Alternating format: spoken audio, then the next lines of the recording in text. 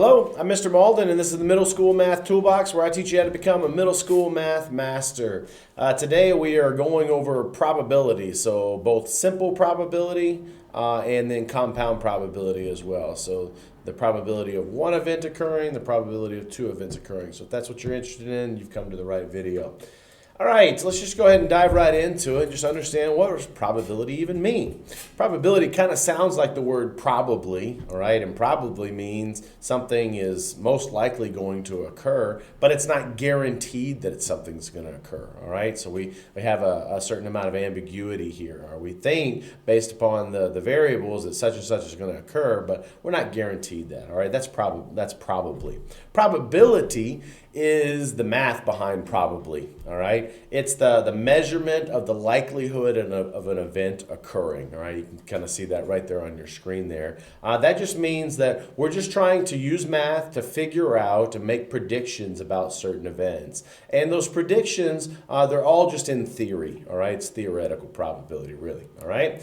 Examples of probability in our world is weather forecasting, all right? Weather forecasters have gotten really good at being able to tell us what we can expect, as far as weather. And the reason why they pay attention to all the variables, they calculate individual probability, they have a complex, algorithms and formulas to be able to come up with the prediction that they make, all right? Batting averages is another place that we see probability, Okay, if a person comes to the bat and they've got a 375 average, that's a really good average, by the way, for the Major League Baseball. That's an all-star batting average, all right? .375, that represents the times that they're going to hit the ball out of all the times they come to bat. All right, you can convert that to a percent by just moving the decimal 2 places to the right, and you see that .375 as a batting average is really a 37.5% chance that a person's going to hit the ball, which is roughly about 1 in 3. All right, a little bit more, but it's roughly about 1 in 3. So every 3 times he comes to bat, he's going to hit the ball. All right. Now, granted, this is an all-star baseball player. All right. So you can see even an all-star baseball player has an average that's less than 50%, all right? They don't hit the ball as much as they strike out or they get out. But either way, we use these statistics, all right, to be able to help us predict, what's going to happen in the future. Again, we're not guaranteed that it's going to happen, but we use this stuff to help us predict it, all right? This is all probability, all right? Probability as a concept is underneath the concepts of statistics, all right? So with statistics, you have data analysis, which means all your mean, median, mode, and the quartiles and the interquartile range and the range and all that stuff. And then you've also got probability, all right? Both of those are underneath the broad umbrella of statistics, all right?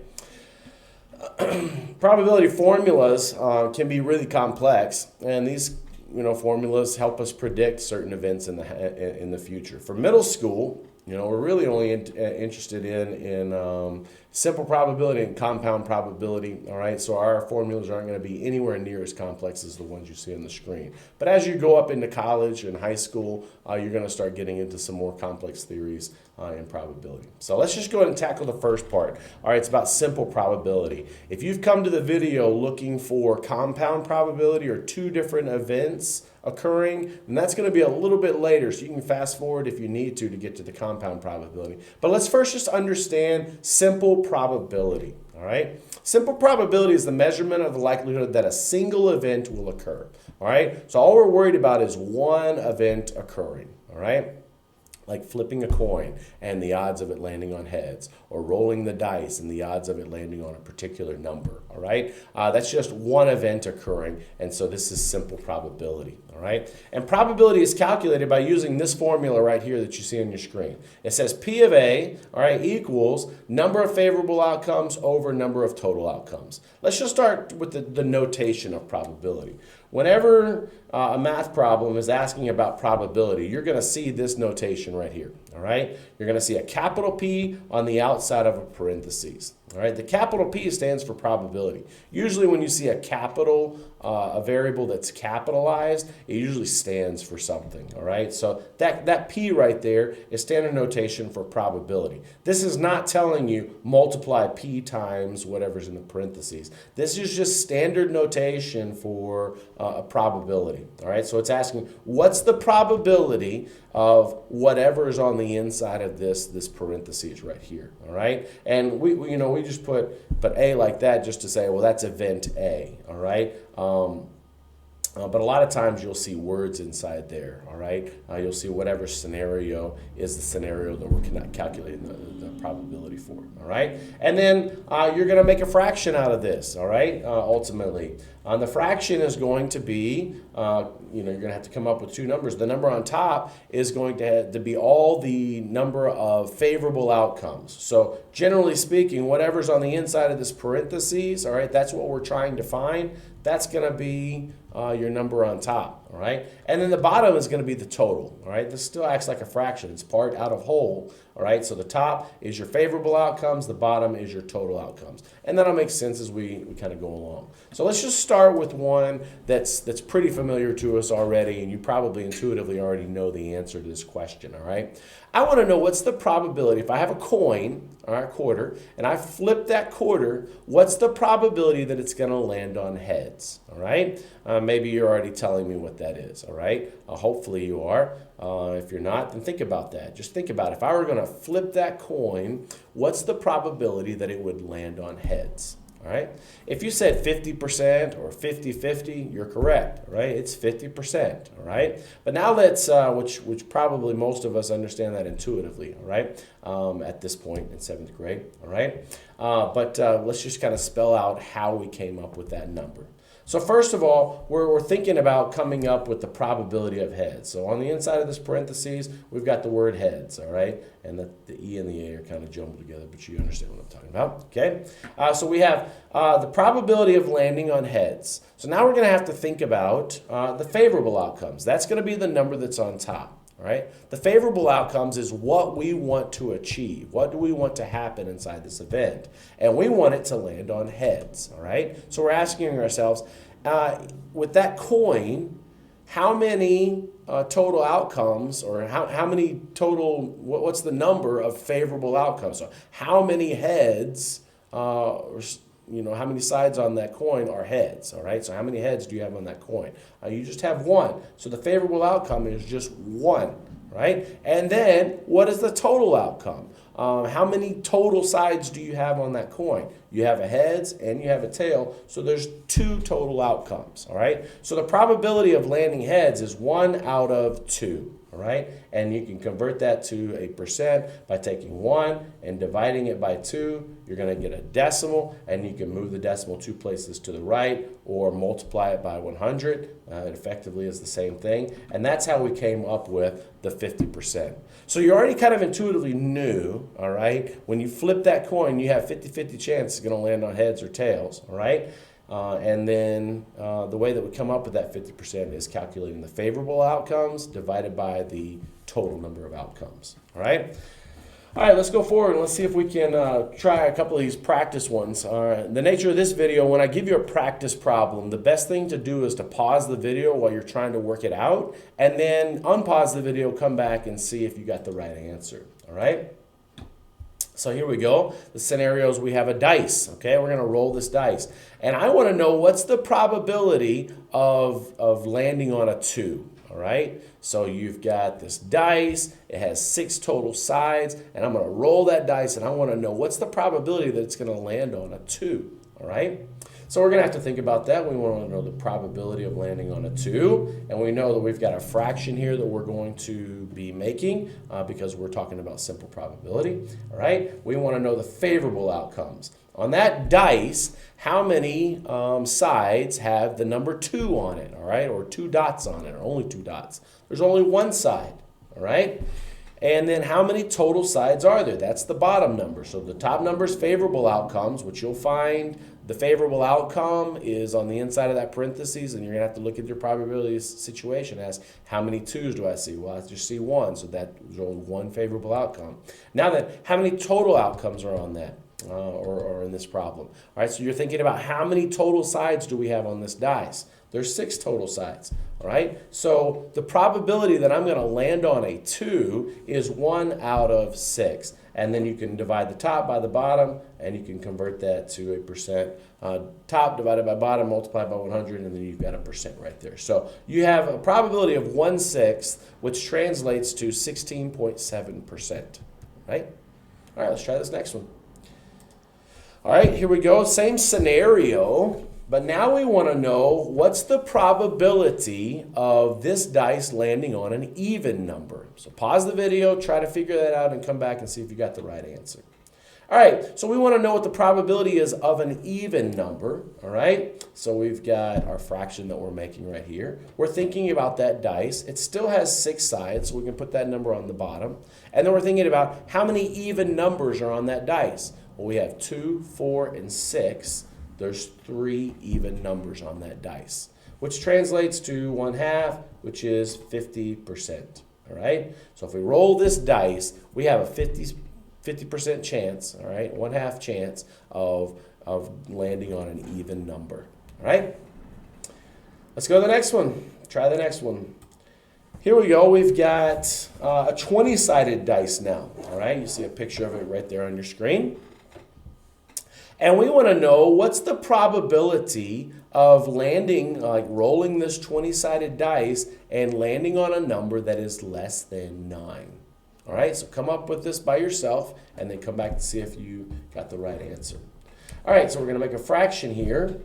We know we have 20 total sides, so that's the number that's on the bottom. All right, and then we're asking ourselves how many of those 20 sides, all right, if the dice is labeled 1 through 20 and every side's different, all right, then how many of those sides have a number that's less than 9, all right? Well, numbers 1, 2, 3, 4, 5, 6, 7, and 8 are all less than 9, all right? It didn't say less than or equal to, it just said less than. So you really have to pay attention to it. So there's 8 numbers there that are less than 9 out of the 20, and that translates to 40%. If you divide 8 divided by 20, you get 0.4, and multiply by 100, you get 40%, all right?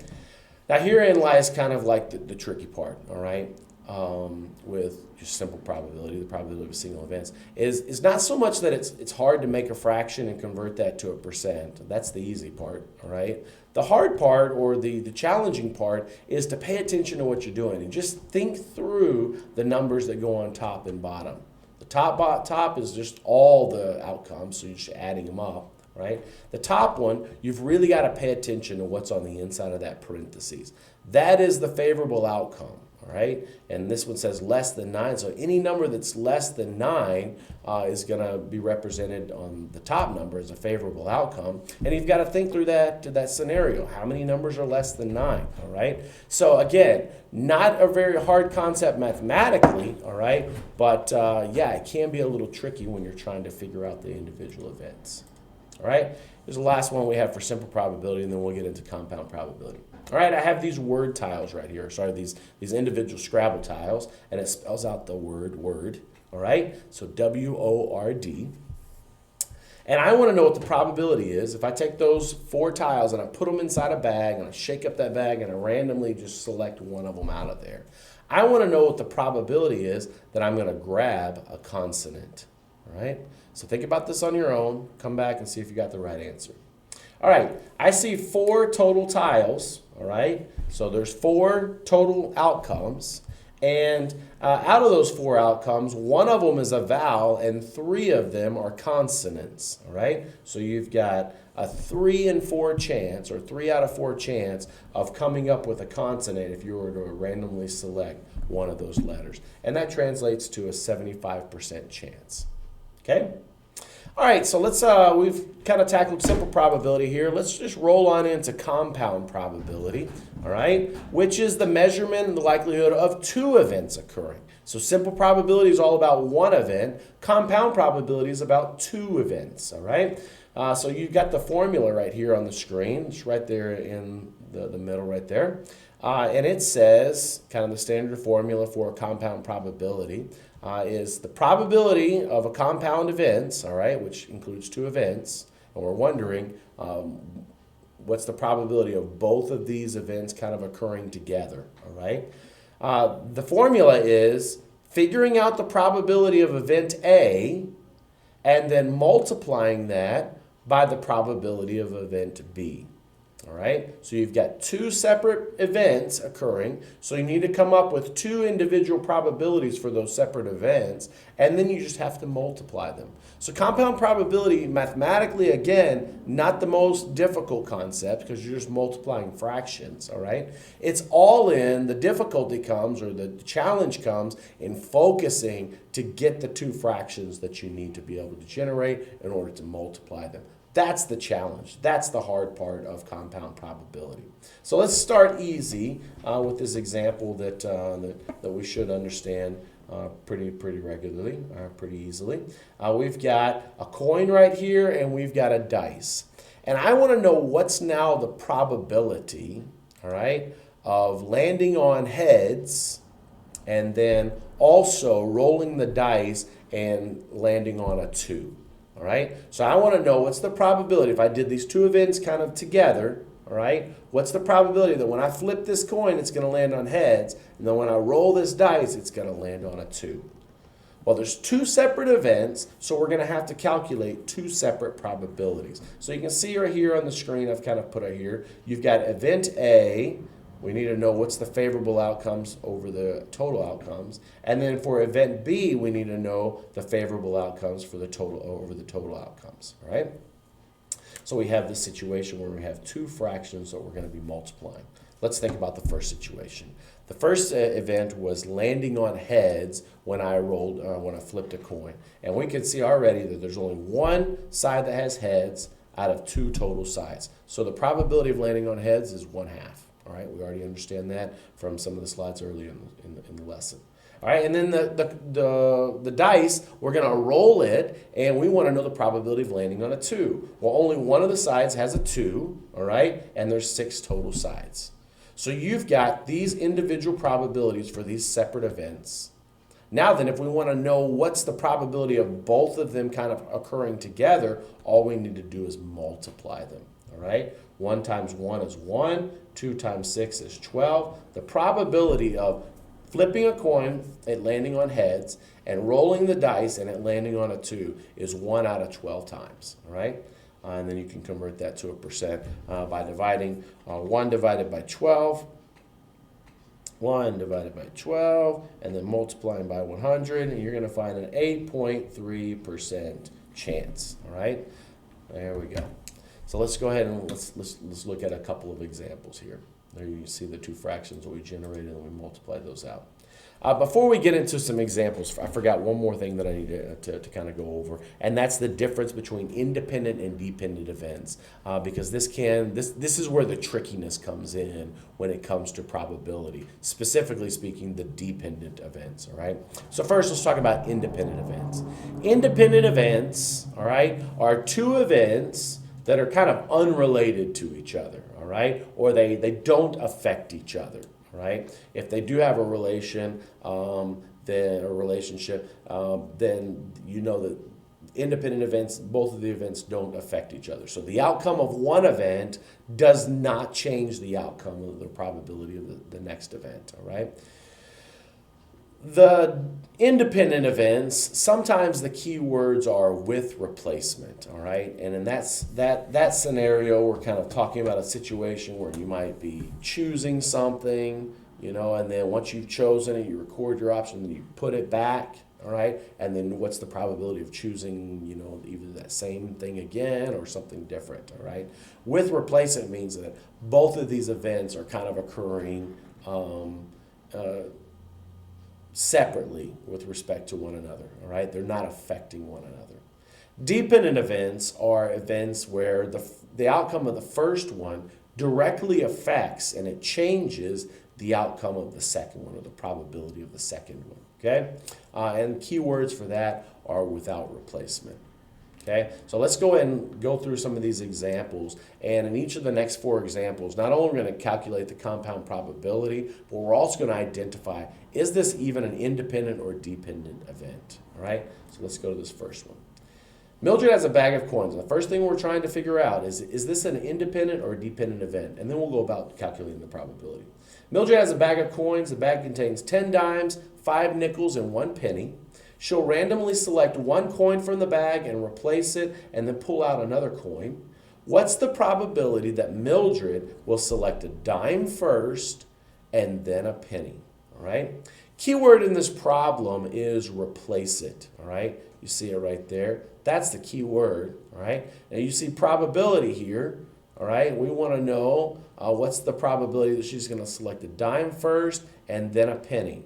Well, because I see 2 different choices being made, there's 2 different events. All right. So we have these 2 different events. And we want to know, are these events independent or dependent? All right, we're going to look at the problem. We're going to think about it, okay? Does the outcome of the first one directly affect the probability of the second event, all right? Well, because we see these words replace, all right, she's going to take out a coin, and then she's going to replace it. She's going to put it back in the bag, and then she's going to take out another one. Because she replaced it, then both events are independent, all right? So these are independent events because the first one is not affecting the second one because she replaced the coin.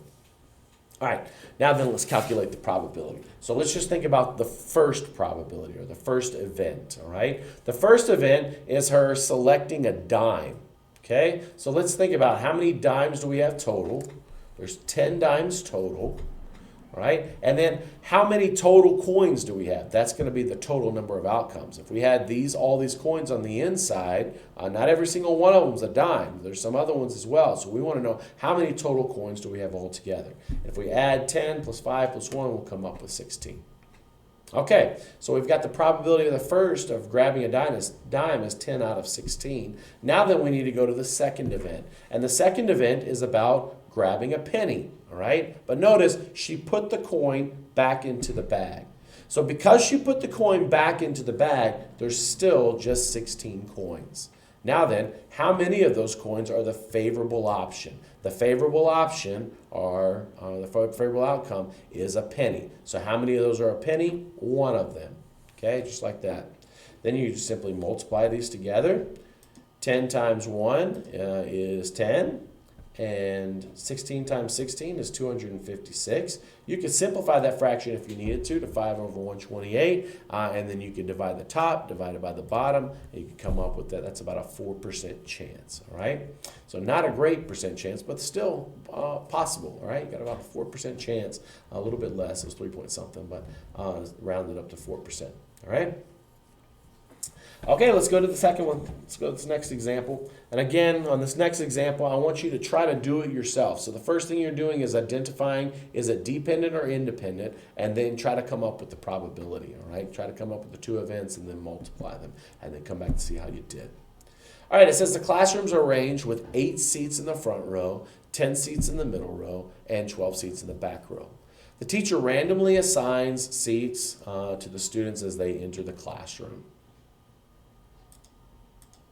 All right, and I've got those now written on. I paused the video and I came back to try to write those out. So here we got the scenario, okay? We've got 8 seats in the front row, 10 seats in the middle row, and 12 seats in the back row. All right, and now it says the teacher randomly assigns seats to the students as they enter the classroom.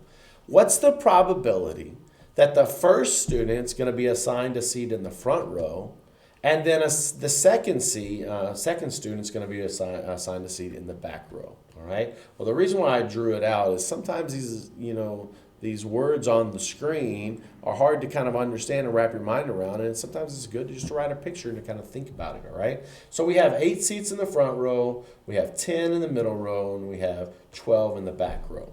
The first thing we want to know is, are these events that are occurring? All right. So there's 2 students that are being assigned a seat. One's going to be assigned a seat in the front, then the second one's going to be assigned a seat in the back. All right. Are these independent events or dependent events? All right. Independent events are events that don't affect each other.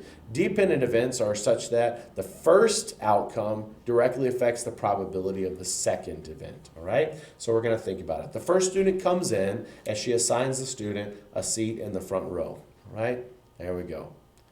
Now the second student comes in, and we want to know the probability of that student being assigned a seat in the back row, just like that. All right? Now then, because the first seat was taken up by a person, all right, and that seat was not replaced, that person just stayed sitting there, it's still that person's seat, then it took a seat away for the second probability, all right? The first probability, there's 30 total seats, and then the second probability, one of those was removed, so there's only 29 total seats. So because you've got a situation where the first event directly affected the second event, this is a dependent scenario, all right? Dependent situation or dependent events, okay? So event A is going to directly affect event B. So let's just go through and think about event A, all right? Event A, all right, all the seats are available, all right? So if we add them all together, there's 30 total seats.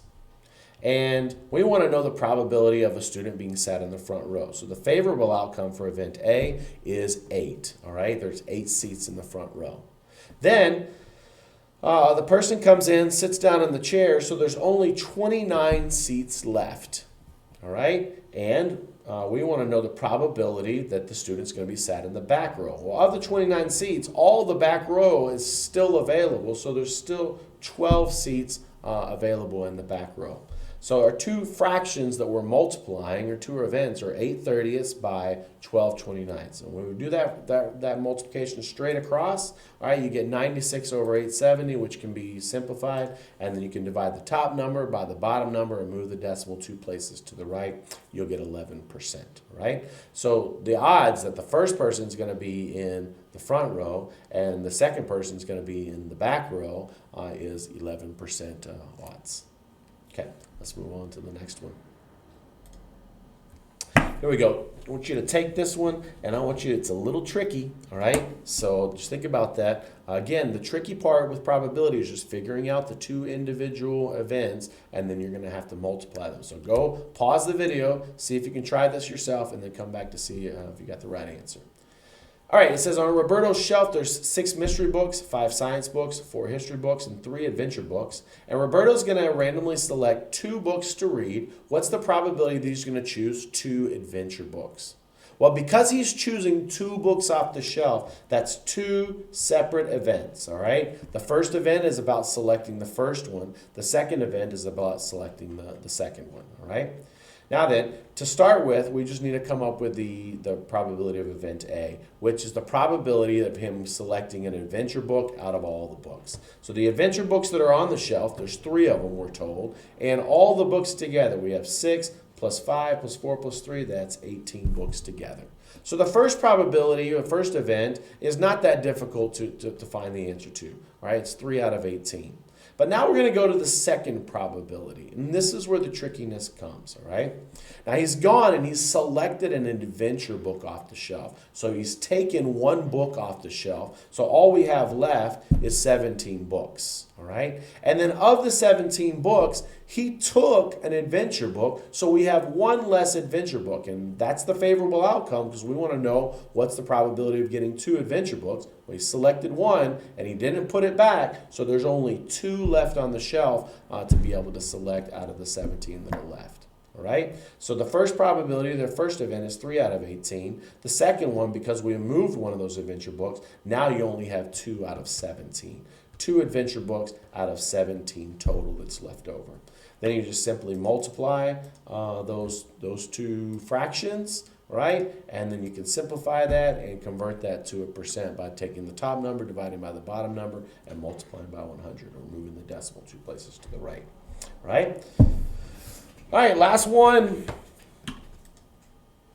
All right, first thing we want to know is this independent? And the second thing we want to know is what's the total probability? So come up with the probability for your separate events and then just multiply them, right? It says in a bag you have 3 green army men, 6 yellow army men, and 5 red army men. You pull out 1 army man and replace it. There's your key words. You replaced it. So now we know these are independent events because the first event is not going to affect the second one because you replaced the army men inside the bag. And so therefore, you're still going to have the same amount of army men as you did for the first time inside the bag because you replaced it.